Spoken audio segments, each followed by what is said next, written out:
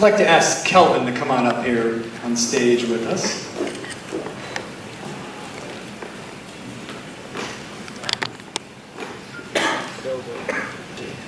It's not often that a principal gets to announce the valedictorian and be able to say that he's going to the same university which I studied education and in the same place I learned to be a teacher. So, this is like a real special honor for me. Maybe even more of an honor than this for Kelvin. I don't know if he realizes that. But what a privilege it is for me to introduce our valedictorian of 2017, an extraordinary graduate. He showed great leadership. He's shown strong work in academics. He's shown integrity. He's shown honesty. He exemplifies what it means to be a graduate of the Primacy Collegiate Academy. And I'm so proud to say that just like me, he's going to be a Michigan man. Congratulations to our valedictorian, Kelvin Chang.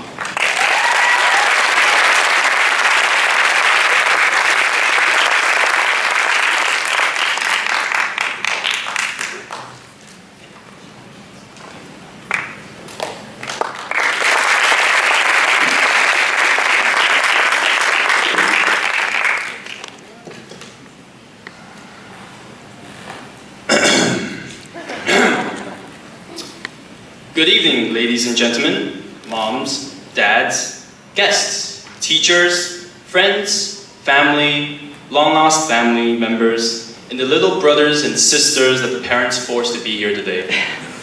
I'll try to be as least boring as I possibly can. Tonight is a special night. We are happy you're here. Class of 2017, we made it. Fun fact, this class, the class of 2017, is the first actual graduating class of TPCA. We are part of the Primacy family from day one. We dreamed, we did, and this is important, we procrastinated, we then did some more, and now here we are, harvesting the fruits of our labor. I would like to start off my speech with a simple joke. I promise this joke is funny, or kind of.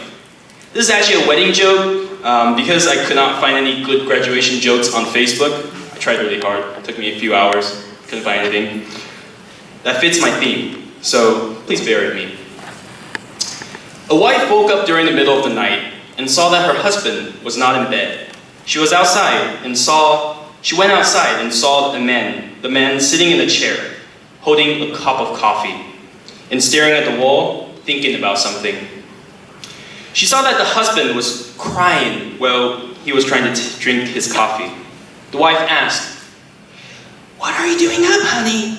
Also, why are you crying? Is it because it's our anniversary?"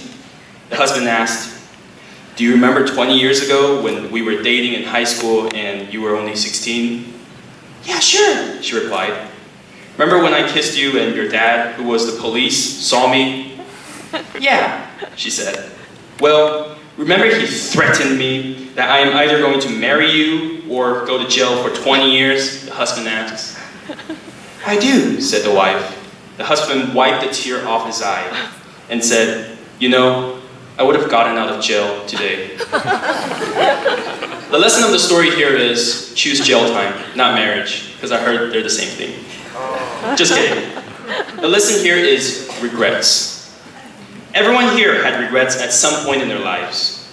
You may regret sleeping too late, or regret not going to the gym a few more times, or else now you'll be standing here with a six-pack. Or regret not saying sorry when you had the chance to.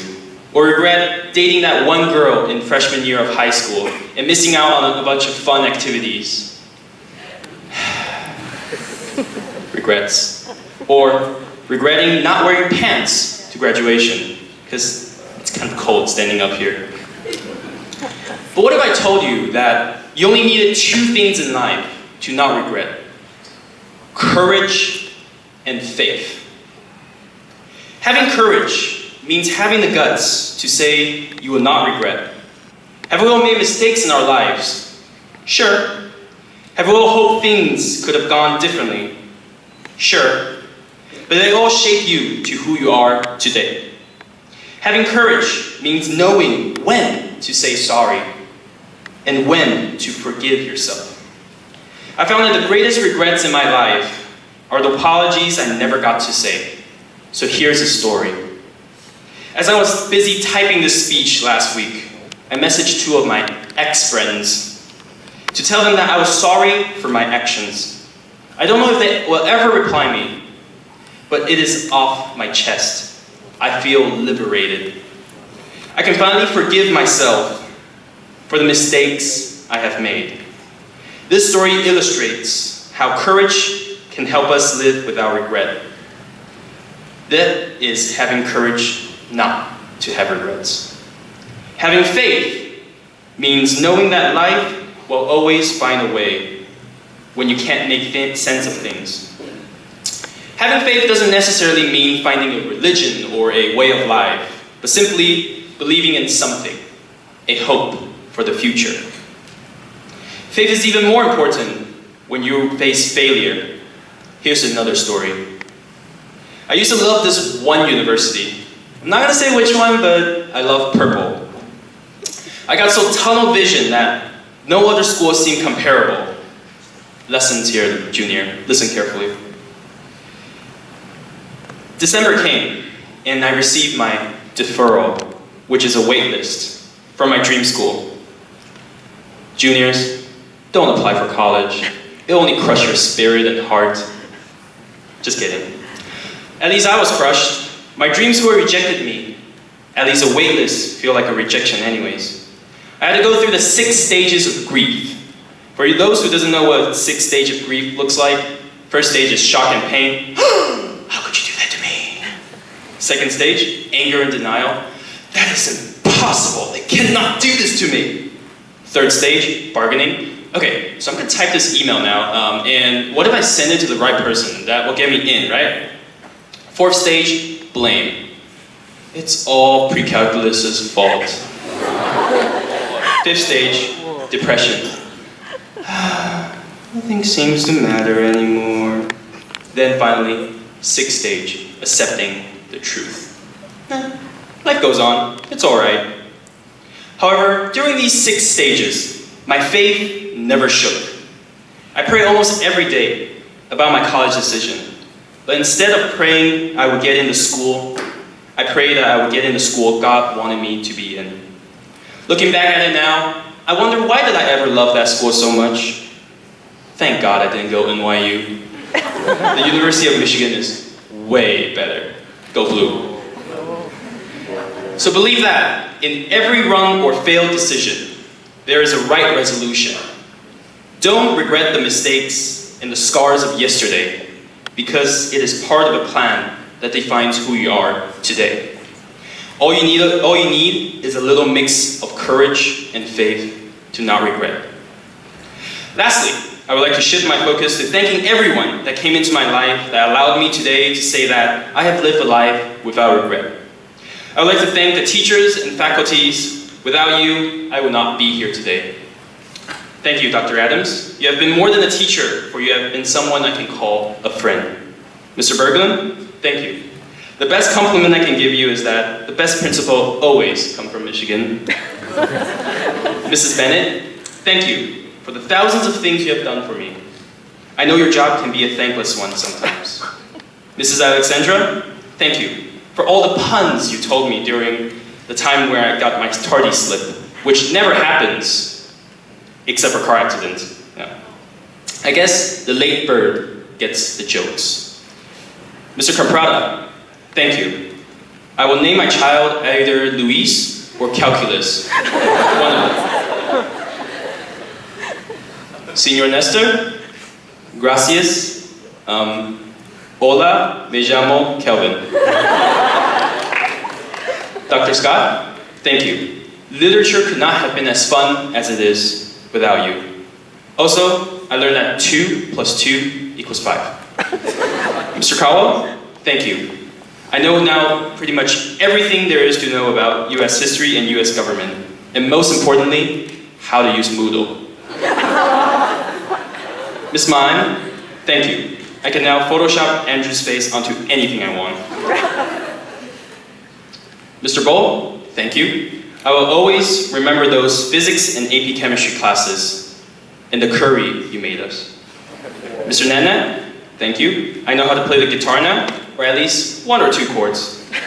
Mr. Crichton, thank you, homie, for the tunes and art. Mr. Harper, thank you. If anything, for giving us the hamster project. Somewhere in heaven, butter is smiling down upon us. Mr. G, thank you for all the econ lessons and the movies we watched. Although, I still don't know if I really should call you Mr. Geoffrey or Mr. Jeffrey. I'm still gonna call you Mr. G. Miss Joanne, thank you, wherever you are, for being the nicest person in the world. Miss Karen, thank you for all the times I got to chat with you in your office and helping me clean up my vomit. Long story, it involves some Mongolian milk. Mr. Bennett, thank you for fixing the Wi-Fi, and fixing the Wi-Fi, and fixing the Wi-Fi, then fixing the email, then fixing the computers, and then fixing the website. TPCA would not have been an iPad school without you. Mr. Yen, thank you for all the history lessons I had never asked for, and those Facebook videos which took hours of my life away. Thank you. Lastly, Dashi, thank you for the cookies. And thank you to all other faculty and teachers. Even though we might not have spent class time together, I still learned more valuable life lessons from all of you. Thank you to my student association officers. Alex, we fought a lot. A lot. Too many times. But I know those arguments are born out of love and passion. Kelly, thank you for your super outgoing personality and opening my eyes at how a human can eat food. Like, seriously, look at Kelly right now. There's probably food stains on her back. How does she do that?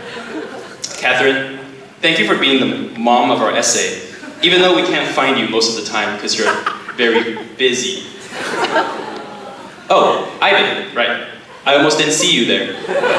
Thank you for being the best designer officer, photographer, videographer, treasure that I can ask for. Joy, thank you for being so joyful. Essay would not have been as enjoyable without you. Officers, we all laughed, we all worked, we all laughed while we worked. This bond will never die. Thank you, class of 2017.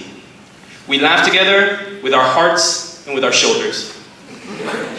I would like to thank you all one by one, but there's too many inside jokes to count. I'll leave that to Poston. You guys got me back when I needed it the most. I love you guys. Lastly, I'd like to thank my parents. Dad, you taught me the values of life and what it means to stand upright on my own 2 feet. You have sculpted my character. I love you even though I'm too manly to say it too many times. Mom, I am nothing without you. Nothing at all. You gave me everything so I can take on anything. Thank you.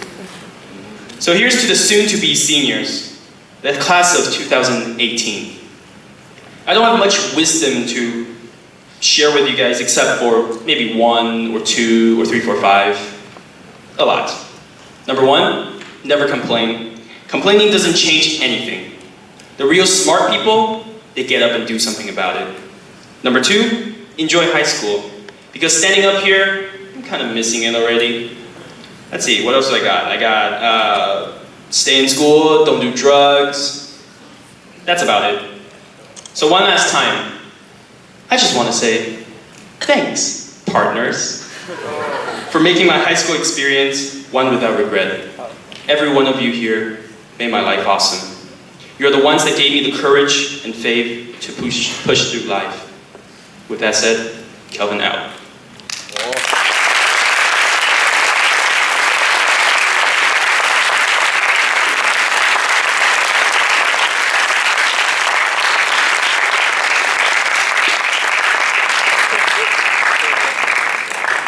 Now I would like to invite all seniors to come up and join me. Please stand.